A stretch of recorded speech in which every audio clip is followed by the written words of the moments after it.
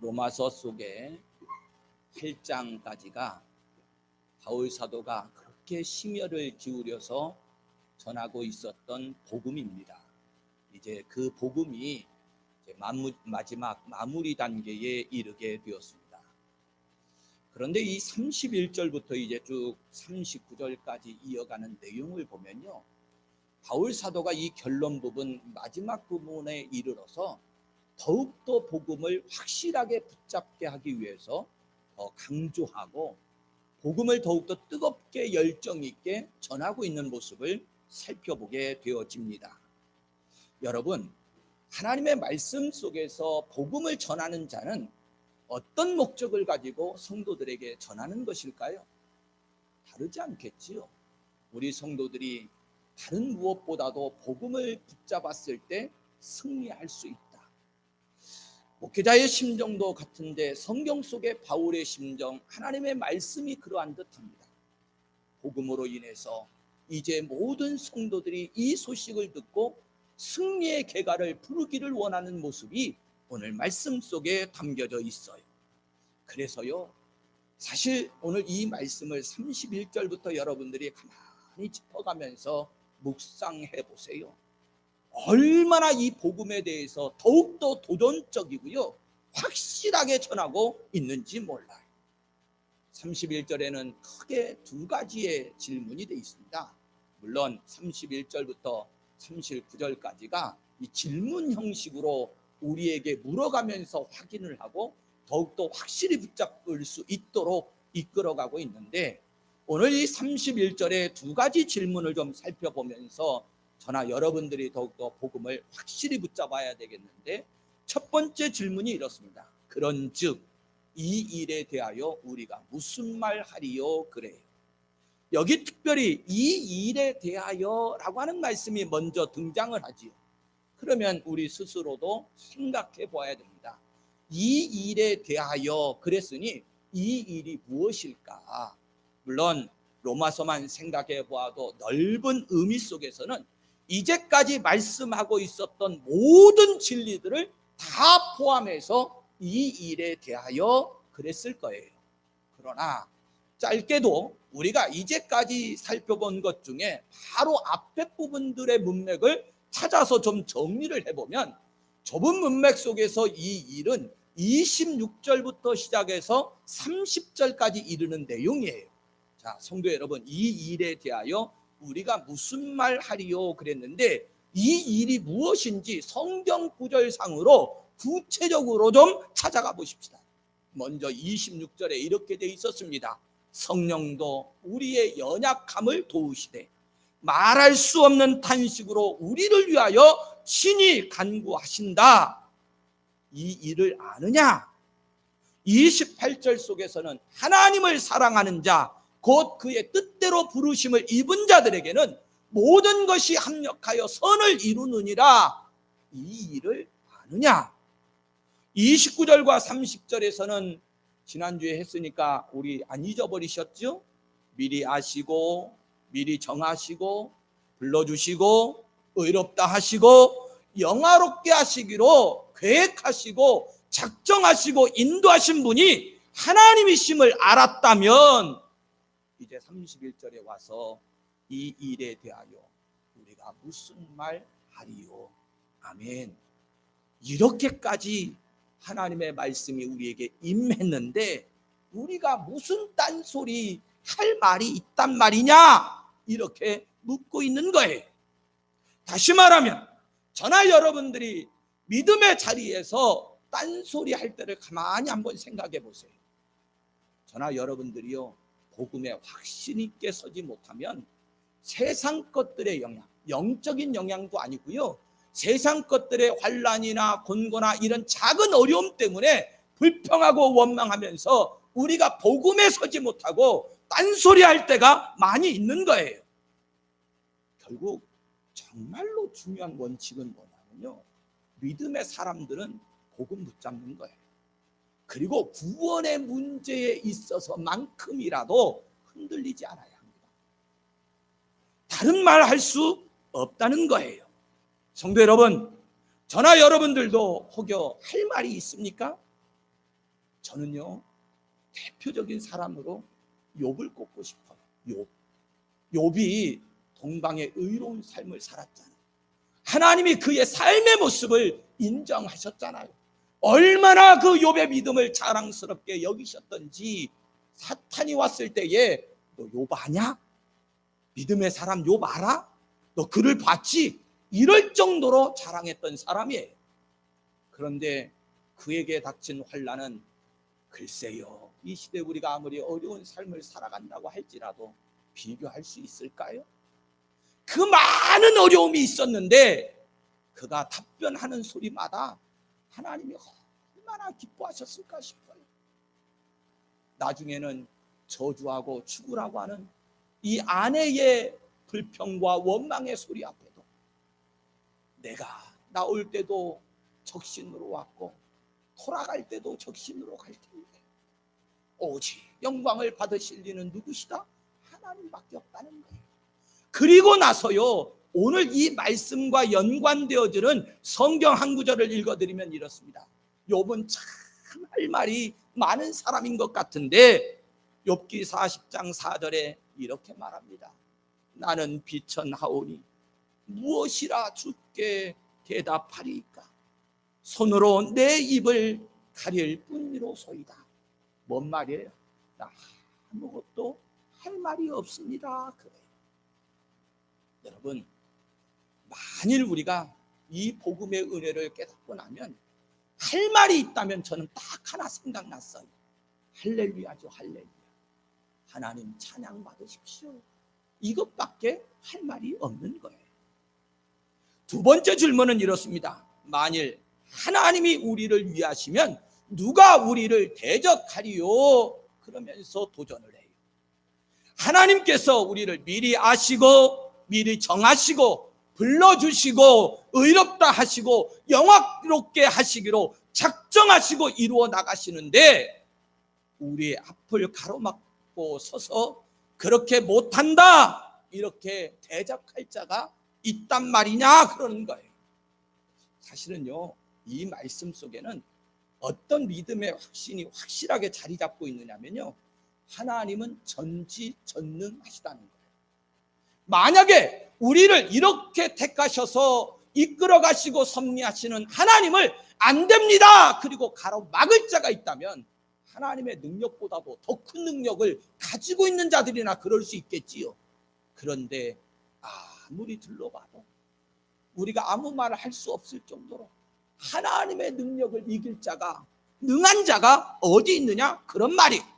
그래서 사실은 이 선언은 뭐냐면 나서 볼 테면 나서 봐라 이런 뜻이에요. 하나님보다도 능력 더 있거든 나서 볼 테면 한번 나서 봐라 그러면서 누가 우리를 대적하리요? 아무도 없다는 겁니다. 여러분, 이 말씀을 그냥 복음 증거로만 보지 마시고요, 어차피 우리가 성경 속에서 답을 찾는 거니까 그러면 성경 속에 믿음의 선진들의 모습을 한번 보세요. 믿음의 선진들, 그들이 믿음 가운데 승리했던 그들의 모습을 한번 보세요. 성경 속에 제가 답이 되는 구절만 찾아서 쭉 읽어드릴 텐데 이 말씀만 오늘 제대로 묵상해도 여러분들 오늘 수지 맞은 거예요. 정말로 은혜가 되고요, 우리도 하나님 앞에 이 복음을 붙잡아야 될 이유를 분명하게 발견하게 됩니다. 찾아가 보실게요. 먼저 아브라함의 이야기인데 하나님께서 아브라함에게 창세기 15장 1절에 이렇게 말씀합니다. 아브라함아, 두려워하지 말아라. 나는 내 방패고 너는 지극히 큰 상급이니라 이렇게 말씀해요. 하나님이 이삭에게도 창세기 26장 24절에 그래요. 두려워하지 말아라. 내 종 아브라함을 위하여 내가 너와 함께 있어 내게 복을 주어 내 자손이 번성하게 하리라. 아멘. 하나님이 야곱에게도 말씀하십니다. 창세기 28장 15절 내가 너와 함께 있어 네가 어디로 가든지 너를 지키며 너를 이끌어 이 땅으로 돌아오게 할지라. 모세가 하나님께 출애굽기 3장 11절에 보면 묻습니다. 내가 누구이기에 파로에게 가며 이스라엘 자손을 애굽에서 인도하여 내리까? 그럴 때 하나님의 답변이 그랬어요. 12절에 내가 반드시 너와 함께 있으리라. 지금까지만 살펴봐도 계속 우리가 연약함 때문에 딴소리 할까봐 하나님이 강조하시는 게 뭐예요? 믿음의 선진들에게 함께한다. 내가 너와 있다. 내가 너를 인도한다는 거예요. 하나님께서 여호수아에게도 하신 말씀이 여호수아서 1장 5절 6절에 그래요 내가 모세와 함께 있었던 것 같이 너와 함께 있을 것임이니라.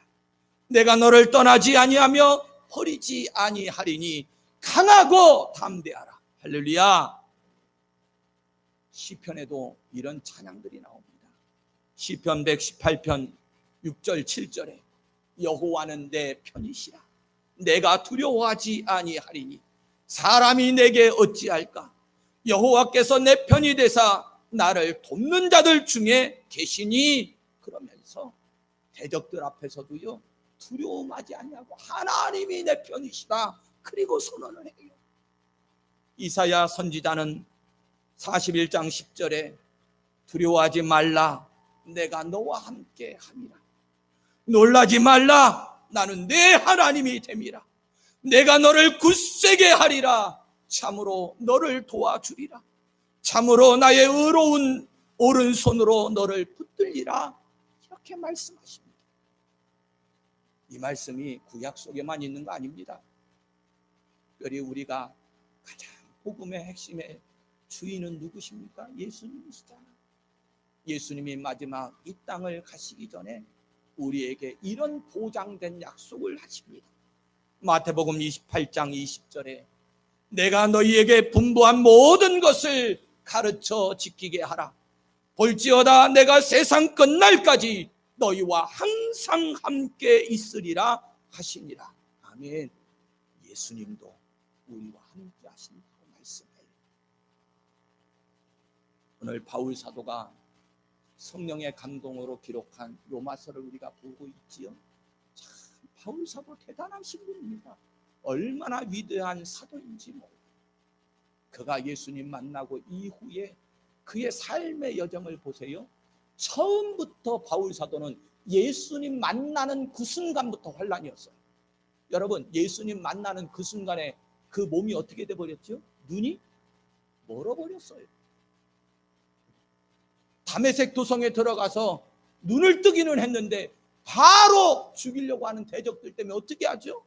밧줄 타고 성을 도망가서 광야로 나갑니다. 광야에서 이름도 없이 12년 동안이나 성경을 묵상하고 있다가 바나바의 손에 이끌려서 등장을 하는데요. 얼마나 많은 대적들이 그를 죽이려고 하고 여러분 제자들 그리스도인들도 그를 받아주지를 않습니다. 그가 이방인의 사도로 나가는데 죽을 고비를 몇 번 겪고요. 많은 혼란과 고초를 당합니다. 그런데요. 그런 바울이 어떻게 믿음으로 승리할 수 있었습니까? 예수님께서 바울의 환상 중에 나타나셔서 하신 말씀이 있어요. 사도행전 18장 10절 말씀에 가보면 내가 너와 함께 있음에 어떤 사람도 너를 대적하여 해롭게 할 자가 없을 것이니. 아멘. 성도 여러분, 그래요. 성경에 등장하고 있는 모든 믿음의 사람들의 힘의 근원, 승리의 원동력은 하나님께서 나와 함께 하신다. 할렐루야. 하나님은 내 편이시라. 하나님이 나를 위하시면 바로 이 믿음에 있었던 겁니다. 여러분들도 하나님께서 나를 사랑하시고 내 편이시고 나를 위해 주신다라고 하는 것에 확신 있게 서 계십니까? 그렇다면 여러분 세상의 그 일들 때문에요 슬퍼하거나 두려워하거나 근심하거나 염려하지 마십시오. 오히려 그런 일을 당할 때마다 나와 함께 하나님을 확인하면서 오늘 말씀 선포하십시오. 하나님이 우리를 위하시면 누가 우리를 대적하리요. 아멘. 다시 한번 상기시켜 드립니다. 하나님께서 우리를 어떻게 어디까지 위로해 주셨는가를 생각해 보십시오. 앞에서 살펴보았던 내용들 가운데 중심입니다. 우리가 아직 연약할 때에, 우리가 아직 죄인 되었을 때에, 우리가 원수 되었을 때에 그 아들의 죽으심으로 말미암아 하나님과 더불어 화목하게 하시는 데까지 위해 주셨습니다. 그 후에 우리들의 연약함을 도우시기 위해서 성령님을 보내주시고 우리와 함께 하시고 우리의 속에 내주하시고 우리와 하나 되게 하심으로 우리를 위해 주고 계시는 거예요. 그리고 앞에 말씀 다시 보세요. 하나님이 우리를 미리 아셨지요? 미리 정하셨지요? 불러주셨지요? 의롭다고 하셨지요? 이제 영화롭게 하시기로 작정하셨는데 믿음의 눈으로 보니 우리가 영화롭게 되어졌다는 것입니다. 이렇게 하나님이 우리를 위하시면 누가 우리를 대적하리요? 세상 말 좀 쓰겠습니다. 덤빌 테면 덤벼봐라, 이런 뜻이에요. 이런 뜻. 여러분들의 얼굴이 왜 이렇게 어두우세요? 나는 막 신바람이 나서 복음을 전하는데 영 신바람들이 안 나시네? 재밌는 얘기 하나 해드릴까요? 우리 아버지 얘기 좀 하려고. 우리 아버지가 그때 시대에는요 거인이었어요. 거인. 키가 187이시고 체구가 100kg가 넘게 나오셨어요. 거구죠? 근데 나는 왜 이렇게 작은가 몰라. 더 컸으면 좋아할 뻔해. 그런데 우리 아버지가 5형제인데 막내세요. 우리 아버지가 막내. 그리고 바로 위에 형님 넷째, 나한테는 넷째 큰아버지겠죠? 그 큰아버지는 우리 아버지보다도 절반도 안 돼요. 제 동생 아시죠? 제 동생 가끔 오니까 아시잖아요. 동생 키보다도 더 작아. 그러니까 절반도 안 되는 거예요. 근데 형이잖아요, 형. 근데 이 형님이 학교를 여수에서 이제 섬에서 사셨으니까 여수에 나와서 학교를 다니시는데 친구들한테 키가 작으니까 자꾸 괴롭힘을 당하고 오는 거예요. 당하고 오면 여러분 누가 있어요? 동생일지라도 거구가 있네. 가갖고 우리 아버지가 형님을 건드린 그 형들이겠지, 선배들을 한번 가갖고 혼내고 오면 그 뒤부터는 우리 큰아버지를, 그러니까 이 넷째 큰아버지를 누가 건드는 사람이 없대요. 하나님이 우리와 함께 하십니다. 하나님이 우리를 위하십니다. 여러분 담대하십시오. 선언하세요. 그리고 승리하는 것입니다. 그런데 오늘 이 시간 세상적인 것만 가지고 얘기하려고 하는 건 아니에요. 제가 이 결론 부분에 와서 하고 싶은 얘기가 바로 이겁니다. 여러분 결과적으로 바울 사도가 이렇게 성도들에게 복음을 붙잡고 하나님이 내 편이시라고, 하나님은 우리를 위하고 계신다고 이렇게 선언하라고 할 때는 무엇이 있기 때문에 그렇습니까? 대적이 있기 때문에 그런 거예요. 결국 어떤 대적자인가를 우리가 생각하셔야 되는데, 여러분 세상 것에는 염려하지 마십시오. 이미 우리 붙잡았잖아요. 그죠? 그런데 성경을 보니 우리의 대적자가 베드로전서 5장 8절 9절 말씀에 이렇게 돼 있어요. 근신하라, 깨어라. 너희 대적 마귀가 우는 사자같이 두루 다니며 삼킬 자를 찾나니 너희는 믿음을 굳건하게 하여 그를 대적하라.